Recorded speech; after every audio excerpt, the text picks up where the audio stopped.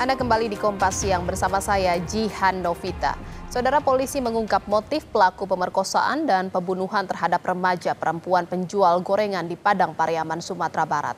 Polisi bilang pelaku juga merupakan mantan narapidana kasus pencabulan dan penyalahgunaan narkoba.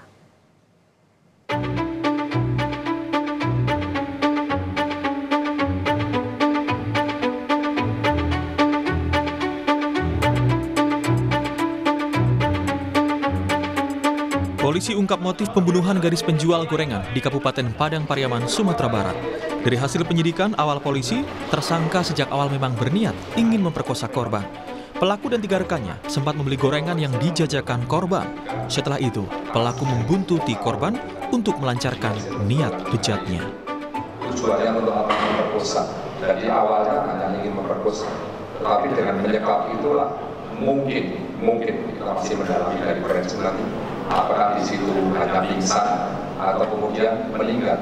Karena tersangka pun tidak tahu. Yang pasti melihat saat 6 menit disekap ditutup dan pernapasannya itu kemudian tidak sadarkan diri, kemudian baru diseret ke atas 300 meter baru diperkosa di situ. Polisi langsung menetapkan IS sebagai tersangka kasus pemerkosaan dan pembunuhan. Sebelumnya, pelaku juga merupakan mantan narapidana kasus pencabulan dan penyalahgunaan narkoba. Pelaku buron selama 11 hari. Kepada polisi, pelaku mengaku berpindah-pindah tempat selama pelariannya. Pelaku akhirnya berhasil ditangkap pada Kamis sore berkat laporan warga yang melihat sosok pelaku. Warga awalnya merasa curiga karena melihat aktivitas di rumah yang diketahui selama ini kosong tak berpenghuni. Rasanya di rumah ini kan tinggal. Ada teman kita duduk nongkrong sini 2. Coba minta kunci rumah ini, kita geledah rumah ini. Tahun kita buka rumah ini terkunci dalam. Sudah terkunci dalam, kita buka.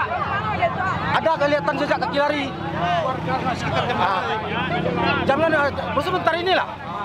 Jadi kita panggil warga, terus kita gerbek rumah ini. Ternyata memang betul ada di dalam.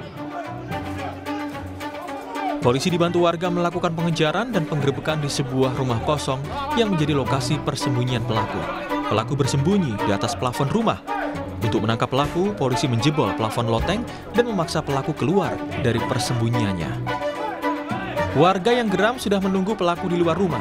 Polisi bahkan sempat mengeluarkan tembakan peringatan untuk mencegah aksi main hakim sendiri. Polisi hingga kini masih melakukan penyelidikan kepada pelaku sekaligus mencari tahu siapa pemilik rumah yang menjadi lokasi persembunyian pelaku. Rio Johannes, Kompas TV, Padang Pariaman, Sumatera Barat.